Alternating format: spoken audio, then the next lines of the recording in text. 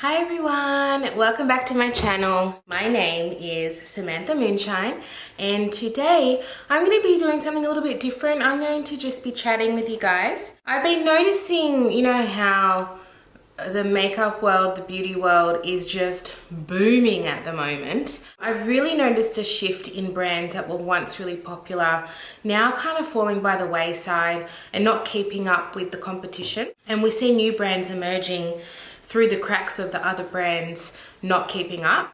So I wanted to go through some brands that I've noticed that have kind of still around but slowly disappearing. Now I do want to note that this is not a hate video. I'm not here to criticize, judge. This is merely an observation of what I've seen change through the years of the makeup industry. I've got a range of drugstore and high-end. The first one I want to talk about is Rimmel. Now we all know Rimmel. Everyone knows Rimmel. They're still known for certain products. However, would I reach for it? No. Do I walk right past it in the makeup aisle? Yes. I have looked at those eyeshadow palettes, but they're not that cheap. Well, I can only speak in Australian dollars, but let me have a look. Here we go. In Australian dollars, they are $21.95, which isn't bad. It's not that it's bad. It's not that it's overly expensive. But it just doesn't appeal for me enough to pay $20 when I can get an $8 one from Makeup Revolution, which I know is going to be good. All their other products do not interest me. I think if you're a drugstore, you need to be cheaper than what they're charging. If you're going to keep up with the market, you've got to bring out new and exciting products at affordable costs. That is the target of drugstore. The second drugstore brand I want to talk about that I've noticed is not keeping up, it's disappearing, is Revlon. Now, a few of you I think are going to think, no, Revlon's doing fine. But if we compare Revlon to Maybelline, CoverGirl, I just don't think they can compete. So Revlon's foundation color stay is probably, in my opinion, and their lipsticks, their most popular products. I'm still not attracted to it. I do like here that they say color stay makeup for combination to oily and the other one for normal to dry, so they have two versions.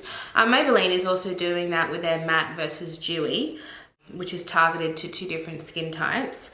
That's $35 for a foundation, and I'll be honest with you, I'm not paying more than $20 for drugstore. If I'm going to be spending that above $30, $40, I'm going to be going to Mecca or Sephora, personally. I do find that these brands that charge a bit more at the drugstore are the ones that aren't keeping up.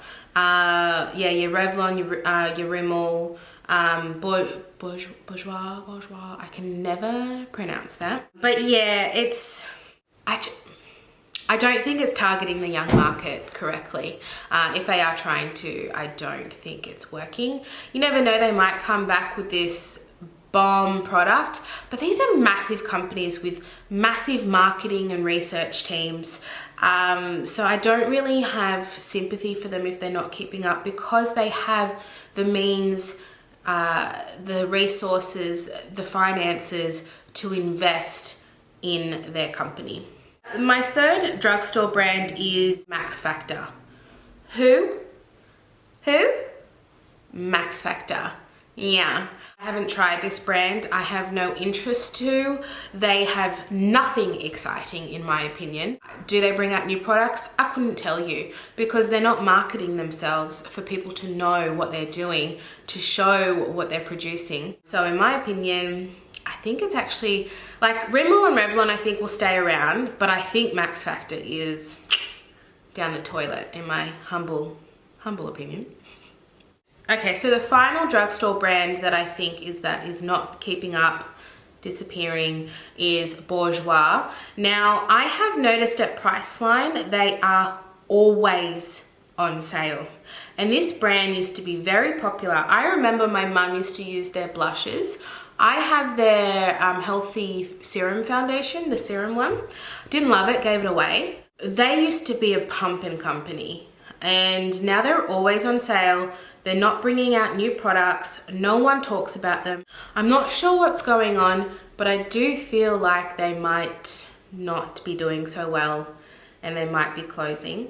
I don't know if this company is available in the UK or the USA, but here in Australia, it's been in Priceline for years and it has always been quite a stable company. Once again, a little bit on the pricier side for drugstore, not keeping up with the other brands that are a little bit lower priced and producing more products. It's a shame because I think they have their own aesthetic. I think they set themselves apart from the other drugstore brands. I think they have a flair of elegance. It would be a shame to see them go. I think if they invested time in their marketing, maybe people would be talking about them a bit more. I don't know, I am no professional. Okay, so let's move on to the high-end companies. I did a bit of research, so I did try and open my mind to brands that I had genuinely forgotten about. Now, this first one I do want to mention used to be more high-end, but is now sold at Priceline. So I'm confused whether it's drugstore or high-end. Their prices are more on the high-end, and that is the balm. The balm was the bomb back in the day. I'm only talking 3 years ago, 2 years ago, maybe even 2 years ago. Their highlighters, their eyeshadows, they've never been known to be a crazy, like Urban Decay type of brand. But I think that's why they were so popular, is because the everyday person, everyone could relate to the balm. They had a sense of humor. They have, not had, they still exist. They have a sense of humor with their products, which I really liked. I have never bought from the balm. I have been tempted to try the Mary Lou highlighter, but I just don't find it that interesting.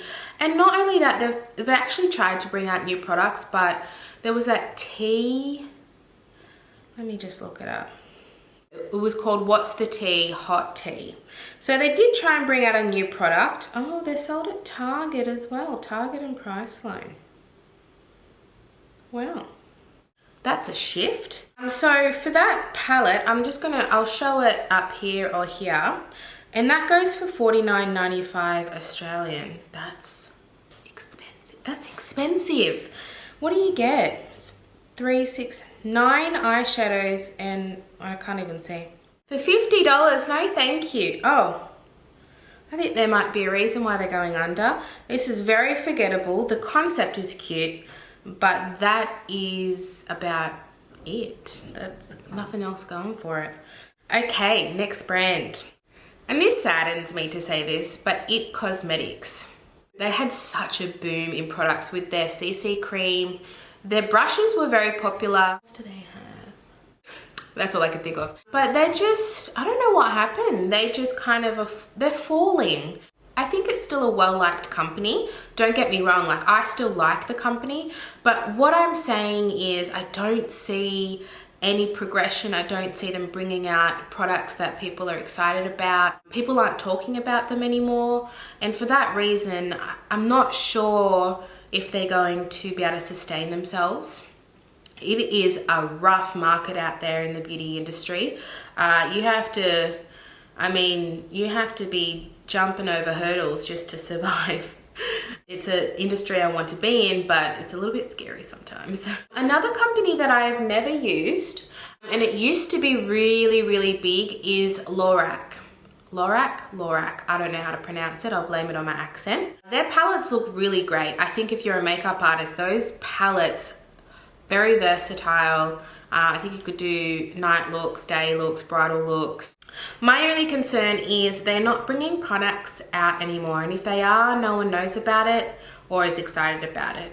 Maybe gone are the days where producing 20 different types of neutral palettes are cutting the mustard.